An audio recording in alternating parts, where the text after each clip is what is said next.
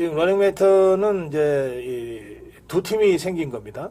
한동훈이 이제 최고위원은 2명, 그리고 네. 청년 최고위원 1명 해서 라인업을 했어요. 네. 원희룡은 원희룡, 인요한. 그리고 인요한, 그리고 박진호 청년 최고위원 후보 이렇게 했어요. 네. 그러니까 저는 별로 이렇게 점수를 조금 주고 싶지 않더라고요. 이유가 뭐-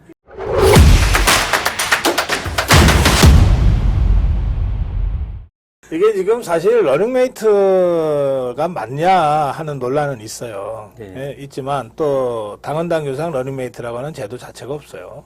그런데 뭐 지난번부터 뭐 대표가 자기하고 좀 죽이 맞는 네. 또는 정치 노선이 같은 또는 개인적인 친소 관계가 깊은 뭐 여러 가지 이유로 나 이 사람이 최고위원 됐으면 좋겠어요. 이러고 네, 같이 네. 다녔잖아요. 네. 근데 이번에는 아예 그거를 공식화해 버렸어요. 그래서 지금 러닝메이트는 이제 이 두 팀이 생긴 겁니다. 나경원과 윤상현은 아직 러닝메이트는 할 생각도 없고 또 안 하는 것 같아요. 네. 자, 한동훈이 이제 최고위원은 2명, 그리고 네. 청년 최고위원 1명 해서 라인업을 했어요. 네. 한동훈, 장동혁, 네. 그리고 좀 박정훈, 네, 박정훈. 그리고 진종호 했고, 원희룡은 원희룡, 인요한. 그리고 인요한, 그리고 박진호 청년 최고위원 후보 이렇게 했어요. 네. 어떻게 평가하세요? 한동훈의 라인업, 한동훈, 장동혁, 박정훈, 진종호. 그러니까 저는 별로 이렇게 점수를 조금 주고 싶지 않더라고요. 이유가 그러니까 뭔가요? 득표에 면에서요. 실제 최고위원도 있지만 예. 최고위원이 당대표를 도와서 같이 가야 되는 거잖아요. 그런 면에서는 왜냐하면 사실 지금 민주당에 아까도 보셨지만 거의 이재명을 상대하려면 김정은 정도 나와야 되거든요. 북한의 노동당. 예, 그런데 그렇게 전투력 있고. 김정은이랑 라인업 할 수는 없잖아. 아, 그렇죠. 그러니까 그래서. 김정은이 들어 국민의힘 최고위원 하라고 할 수는 없잖아. 그래가지고 김정은 정도가 이재명의 민주당이랑 맞짱을 뜰 수 있는데 이런 민주당의 국민의힘 최고위원들이 결론은 전투력이 있는 분들이었으면 좋겠거든요. 네. 사상성, 이념적으로 이 정통 보수 정당인 국민의힘에 전투력 있는 후보들이 최고위원에 들어가야 된다라고 보는데 지금 방금 말씀하셨던 그 장동혁, 예, 장동혁. 그다음에 이제 송파에 박정훈, 그다음에 또 뭐 진종호 분은 이제 사격하시는 분 아닌가요? 이런 분들이 과연 이념적으로 철저하고 전투력이 있는지 이거에 제가 의문점이 있어서 조금 이거 좀 약할 것 같다. 한동훈 라인업은 좀 별로다. 좀 이런 약할 것 같다. 예. 판단을 하신다는 거죠? 예, 그렇게 봅니다. 네. 이성호 변호사. 저는 이제 일단 말씀하신 것처럼 한동훈 후보라고 이제 해야 되겠죠. 근데 네.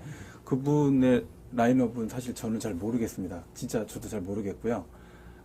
사실은 그 전에 이제 그 비대위 구성하실 때도 여러 가지의 그런 라인업을 구성하시는 걸 보면 의견을 많이 들으신다고 저는 생각이 들었어요. 그 위원들 의견을 영향을 많이 받으신다라는 생각이 들었거든요. 네. 그러면 본인보다 더 좀 능력이 있고 판단력이 뛰어나고 뭔가 한 수 위에 있다고 생각되는 분들이 라인업으로 들어오는 게 한동훈 이제 전 위원장한테는 좋을 것 같다 생각이 드는데 그렇지 않은 것 같은 일단 느낌이 있어서 네. 안타까움이 좀 있었고요. 원희룡은 이제 전 의원 경우에 지금 인요한 의원과 이렇게 배치되시는 걸 보면 힘과 관련돼서 사실은 여러 가지를 같이 의논할 수 있는 그런 라인업이 구성되는 것 같다 이런 생각이 들어서 좀 라인업의 무게감은 상당히 좀 차이가 있지 않은가. 원희룡 라인업이 더 좀 무게감이 있다. 중량감이 저도 지금 똑같이 네. 말씀하죠. 왜냐면은 인요한 하면은 사실은 혁신이나 개혁의 상징이잖아요. 그렇죠. 그분의.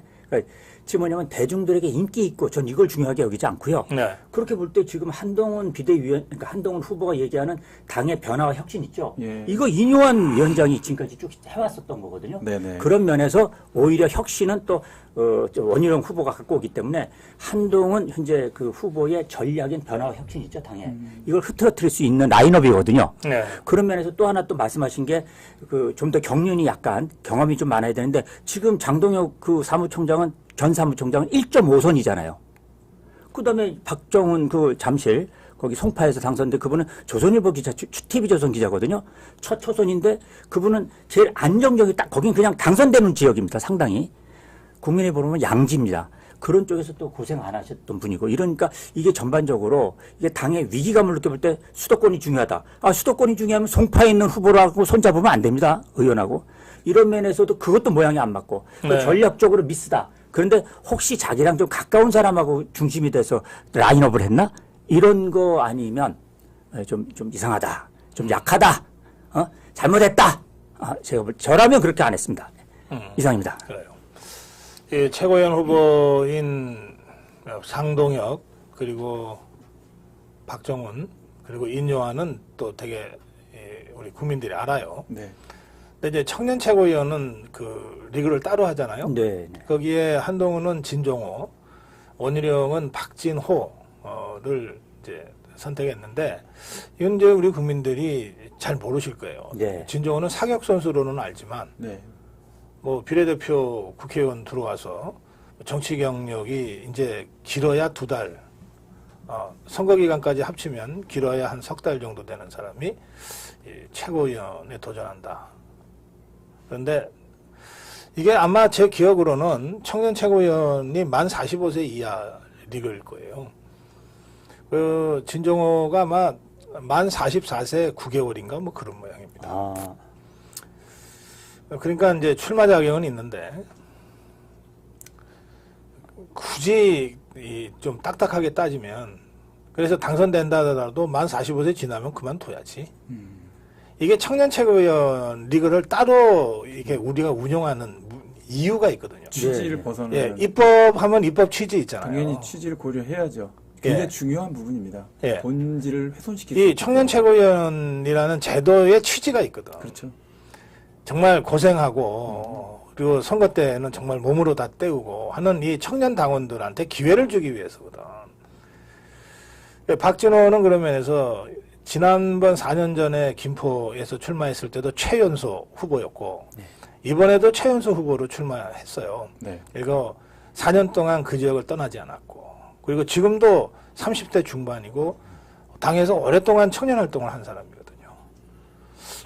근데 뭐 그래서 이런 부분이 이게 당에 대해서 무슨 판단이 있는 건지에 대해서 좀 생각해 볼 만한 대목이 있다고 저는 생각해요. 궁금한 거 하나만 예. 주필님 여쭤봐도 될까요? 네. 왜 했을까요? 진종호를 청년 최고위원. 아니, 아니 왜냐면 며칠 남지도 않아 아니 몇 개월. 인지도가 제일 높은 사람이라고 생각했을 거예요. 진종호 모르는 국민들이 있나요? 없죠. 없죠. 왜냐면 그러니까. 예. 예. 제 아들도 압니다. 예, 그러니까. 그래요? 그러니까 그 금메달 인지도가 제일 높으니까 아. 그럴듯해 보이고 선거에 도움이 된다고 생각해서 아마 손을 잡은 것 같은데 아까도 말씀하신 대로 입법 취지라는 게 있어요. 네. 청년 최고위원이라는 리그를 따로 운영하는 그 취지가 있다고. 예, 저는 여기에는 정말 좀 적절치 않다 이런 생각이 듭니다. 네.